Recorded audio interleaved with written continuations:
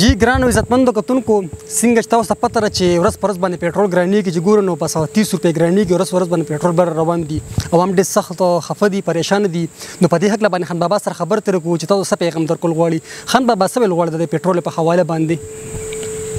او کنه نه ځان سایکلي والی بخوا